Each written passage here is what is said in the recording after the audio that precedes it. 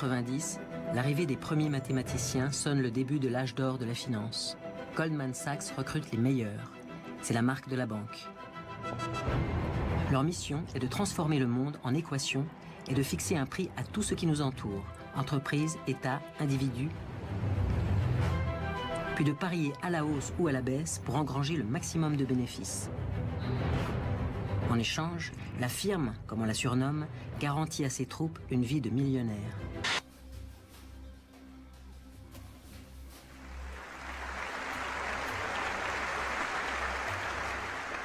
Ce n'est pas non plus une coïncidence si le 11 septembre 1990, le président George Bush défend l'intervention militaire en Irak et développe en même temps sa vision du monde pour les décennies à venir. Une vision du monde qu'il baptise le Nouvel Ordre Mondial.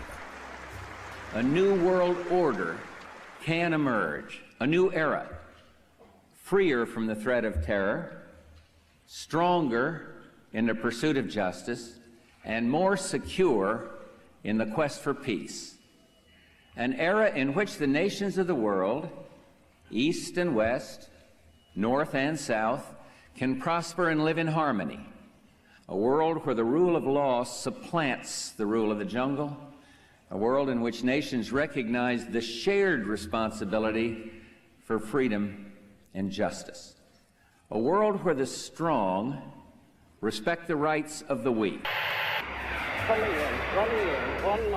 Les États-Unis ont-ils piégé Saddam Hussein en fabriquant un prétexte idéal pour se débarrasser de leur ancien allié devenu trop ambitieux? En 6 mois, les États-Unis organisent la riposte. Dès l'automne 90, ils mettent en place une coalition de 34 pays. Les troupes irakiennes se retirent fin février 91 en mettant le feu aux 732 puits de pétrole koweïtiens. Un gigantesque sabotage qui provoque une des plus grandes catastrophes écologiques du Moyen-Orient. La réponse de Saddam Hussein à l'Occident. Ne veut-il pas ainsi montrer que pour lui, le moteur du nouvel ordre mondial américain n'est ni Dieu, ni la démocratie, ni la paix, mais le pétrole? Signé, je pourrai monnayer l'accès au pétrole oadien. Gazprom, vous aurez le contrôle des champs pétrolifères du Sud, BP, vous contrôlerez le Nord, Exxon, vous aurez les droits offshore, mais n'utiliserez pas les plateformes de BP. Et Monsieur Lao PetroChina exploitera notre gaz de schiste.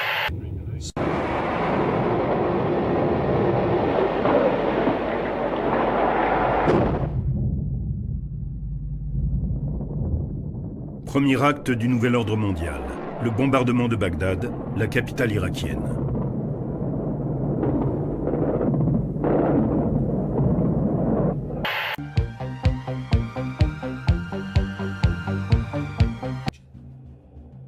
Acte 2 du nouvel ordre mondial.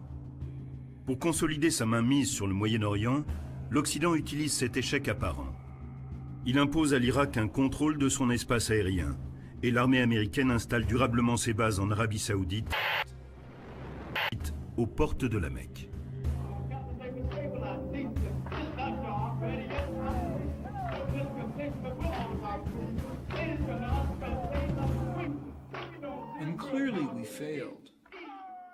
Il est clair que nous n'avons pas compris à quel point ceci était offensant pour les Saoudiens.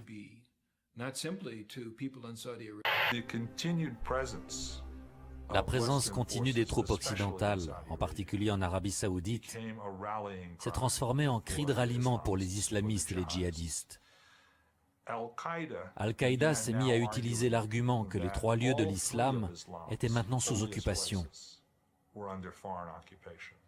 La Mecque et Médine par les forces américaines en Arabie Saoudite et Jérusalem par les forces israéliennes en Palestine. Du Golfe, le Moyen-Orient devient le champ de bataille d'une nouvelle division du monde. Le nouvel ordre mondial se met en place, mais les murs se dressent à nouveau. Non plus entre l'Est et l'Ouest, mais entre le Nord et le Sud. Entre les pays riches qui cherchent à conserver leur hégémonie et les pays qui cherchent à se développer. Les conservateurs américains ne parlent plus de guerre des idéologies, mais de clash des civilisations. Un affrontement entre le monde dit judéo-chrétien et le monde dit arabo-musulman.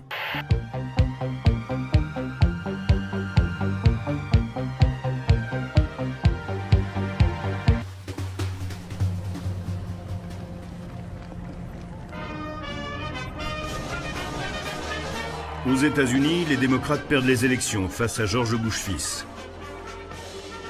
Début 2001, 20 ans après la présidence de Ronald Reagan, les néoconservateurs de la droite évangéliste sont de retour à la Maison-Blanche.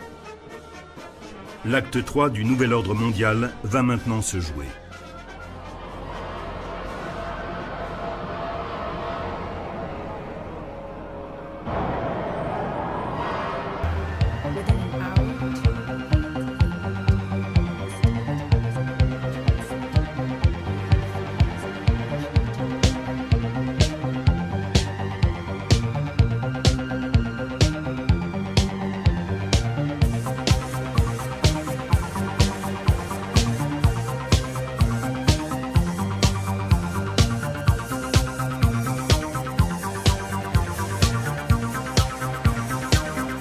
Mais ça m'arrive d'avoir des doutes, faut croire. Des fois, je suis devant ma télé, devant les infos sur TF1, je dis merde. Il dit l'inverse de ce qu'il disait hier, donc je comprends. Je sens qu'il y a sa foire. Mais je veux dire, je me remets en question, je prends du recul, ouais, je m'adapte. Moi, c'est la version officielle des attentats du 11 septembre. C'est vrai que j'ai eu du mal. Au départ, moi, je suis dans le bâtiment quand même. Quand j'ai vu les deux implosions, j'ai dit, bon, il y a Gérard Majax qui remet les couverts, tu vois. Quand t'es dans la combine, tu vois les trucs. Mais je me suis remis en question. Je me suis dit, bon, je peux y croire, je suis pas moins con qu'un autre. J'ai regardé TF1 en boucle, je me suis fait une culture.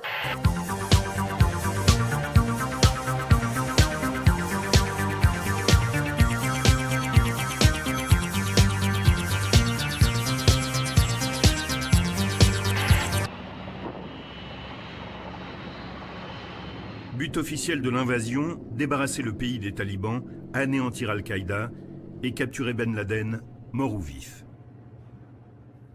Nous aurions pu détruire Al-Qaïda à ce moment-là. Mais au lieu de cela, l'Amérique a détourné son attention pour s'engager sur un autre champ de bataille, la Mésopotamie et l'Irak. Et on a laissé du répit à Al-Qaïda et aux talibans, qui en ont profité pour se reconstruire.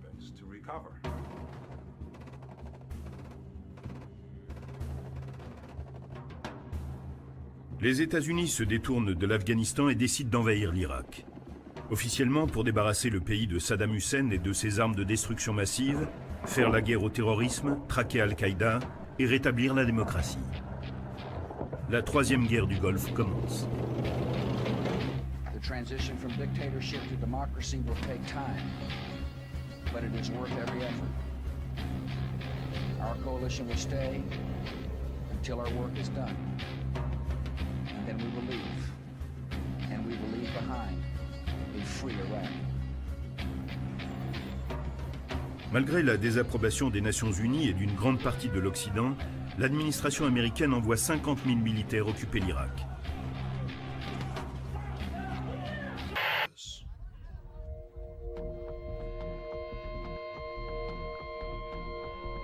Mais après 2 ans de guerre, tout bascule. L'intervention militaire américaine permet de renverser Saddam Hussein, mais on ne trouve pas d'armes de destruction massive.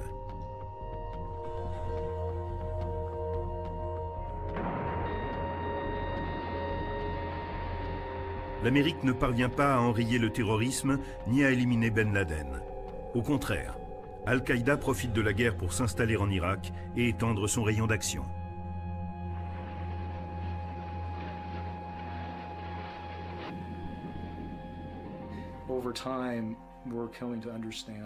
Au bout d'un certain temps, on s'est rendu compte à quel point tout cela était faux et stupide. Nous ne faisions aucun bien. Nous tentions seulement de survivre en faisant du mal aux autres. Mais le pire, c'était lorsqu'on s'est rendu compte que tout ce qu'on nous avait dit n'était que mensonge.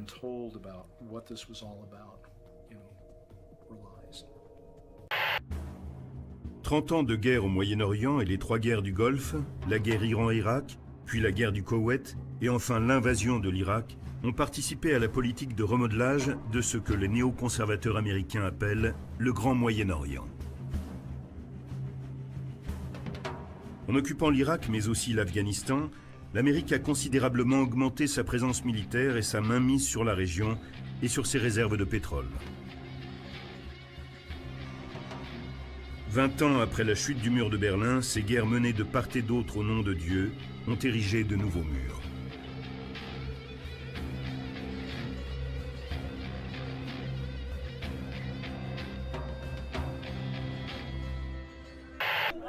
L'Amérique prend conscience des mensonges répétés du président Bush pour justifier ses interventions en Irak et au Moyen-Orient. Fin 2008, les républicains perdent le pouvoir. L'élection d'Obama fait naître de nouveaux espoirs, mais la guerre en Irak s'enlise, l'Afghanistan est occupé, Al-Qaïda terrorise encore, l'Iran menace toujours.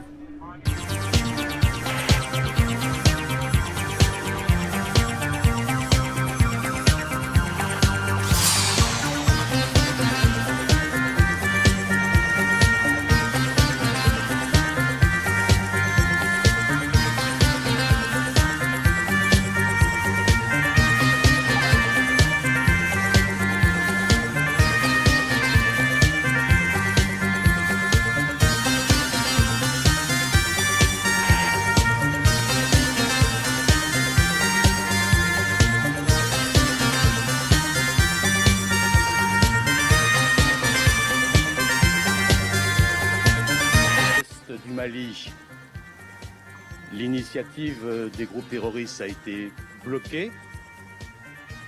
La ville de Konna a été abandonnée et les groupes terroristes ont effectué un repli. Il reste un point difficile à l'ouest. Nous avons affaire à des groupes extrêmement armés et où des opérations se poursuivent en ce moment même autour des forces maliennes qui elles-mêmes avaient été extrêmement valeureuses vendredi.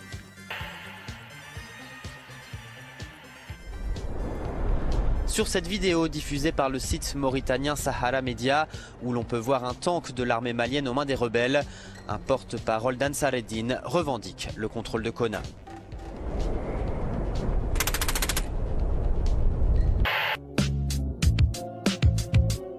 On est tous solidaires face à la merde, à la galère, sortir la tête de la misère pour que les gens nous considèrent en tant que citoyens, non en tant que chiens. La France nous ronge à un point de ne plus avoir confiance en son prochain.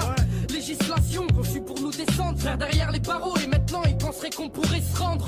On n'est pas dupes, en plus on est tous chauds pour mission exterminer les ministres et les fachos. Car de nos jours, sert à rien de gueuler, de parler à des murs, à croire que le seul moyen de se faire entendre est brûler des voitures. Un putain, système haineux, cramé. Mais après tout, ça avance pas. Et je sais que ça les arrange si on se bouffe entre nous. Soi-disant démocratie, aux yeux d'un peuple endormi, efféminé, Jaimei Saadné. Les droits de l'homme, franchement où ils sont passés, faut faire en somme que ça change, que les frères cessent d'être chassés en charter. C'est nos frères qui chartèrent, rapatriement, et maintenant la haine coupe.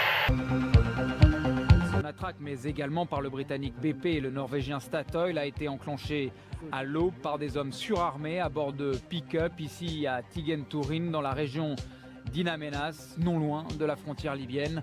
Une opération terroriste revendiquée par des hommes aux ordres de Mokhtar Belmokhtar, dit le Borgne ici sur ces images, un chef historique d'Al-Qaïda au Maghreb islamique qui, depuis, a fait dissidence. Après leur prise d'otage massive, les ravisseurs réclamaient l'arrêt de l'agression au Mali. Le site gazier est encerclé par des forces spéciales algériennes. Alger qui ne négociera pas avec les terroristes.